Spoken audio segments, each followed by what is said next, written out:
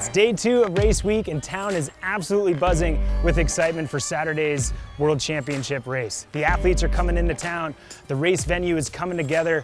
St. George is showing off why it is such a worthy venue of this World Championship. This place is absolutely stunning. On today's episode, we're able to catch up with Lucy Charles-Barclay as she went on a little tune-up run. We're also able to check in with the Aussie trio of Tim Reed, Sam Appleton, and Joe Gambles. That and so much more on today's episode.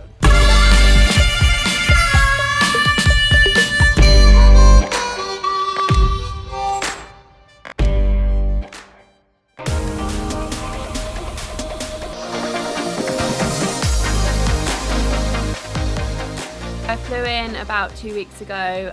We kind of researched the area. We knew we wanted to stay in southern Utah so that we were close to St. George. My husband Reese kind of wanted to do a bit of an altitude block, so he'd been looking at the Cedar City area and then saw that you can stay kind of up Cedar Mountain where you're at higher altitude, so we should have hopefully more of an effect to the training up here. Multi-Ironman world champion Daniela's here again. You guys are going to have a good go at a 70.3 distance. Talk to us about that. Yeah, you know what, I love to race the best athletes in the sport, so obviously I want the people like Daniela to be racing. She's still the athlete to be over this distance and the full distance, so I think the women are going to have an absolutely amazing race, and I'm excited not just to go up against Daniela. There's plenty of other women that are kind of nipping at our heels, and it's not going to be an easy day for sure. Obviously, Taylor had an amazing race the other week and she just showed her dominance on the bike, so I'm hoping that we can have an amazing race here. I don't expect she's going to be far behind. She may even be with me in that swim, so we should be having a pretty good battle out there, and I think actually if me and her could work together, we may actually put some time into Daniela, and that's ultimately what we want to do. And I'm feeling so strong on the run that actually I'd be backing myself if I came off the bike with Taylor. It's always given me a lot of fire when people have said that my run isn't good enough, and I've always kind of said, well, my run is good enough, I've just never been able to show it yet in a race. And I think this is the first year that I've kind of been able to put the whole day together, swim, bike and run so strong off of that bike. So yeah, mentally you have to be there, you have to be willing to hurt, and you have to be willing to battle everyone until the finish. Are you confident by next Saturday's time that you will be a world champion? You know what, I feel more nervous than normal, and I think that's because I know how good shape I'm in, so I never really want to go into the race putting that pressure on myself, but ultimately it is a world champs and I'm going to be going all in to try and win that world title.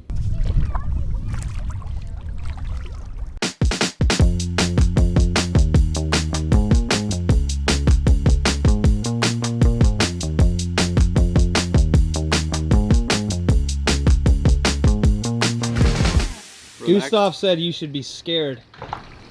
Of him? Yeah. Why should I be scared of him? Actually, I don't really care about Gustav because I don't think he will be the major player. The big one is Christian Blumfeld. I think he will be very tough to get rid of on the swim. I will certainly do my best.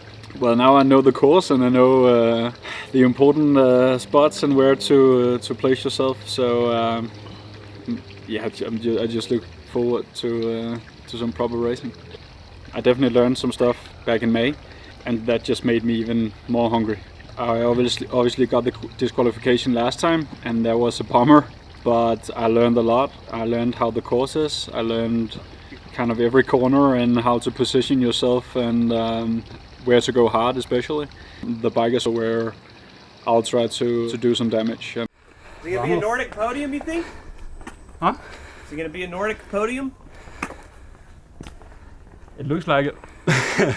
But you never know. There's so many strong contenders and a lot of different ways the race can pan out. So I think it's difficult to say anything about. Yeah. Yeah, so you can take every other run course on the Ironman 70.3 circuit and multiply it by 10, I would say. It's crazy. You know, the steep hills is just adds something else to the race. I really like it because you have to be a strong runner. I think that will be where the races will be decided for sure. I really just enjoy being here. The local community have with like the triathlon club and the pros and everything. I think it's very spectacular. My name is Daniel Bækkegaard. I'm from Denmark, 25, and I'm here to win the World Championships.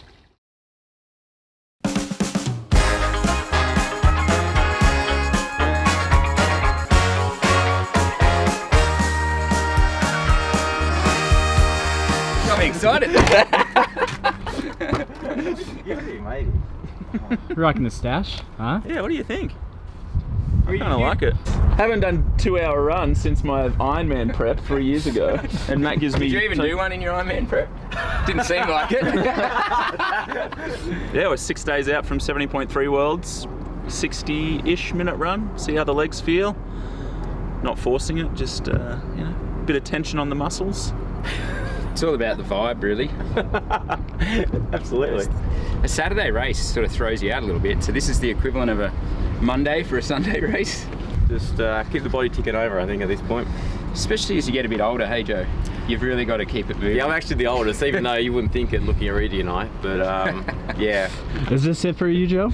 Could this be it? I'm pretty sure this will be my last race, so it's actually, I'm glad these guys are racing.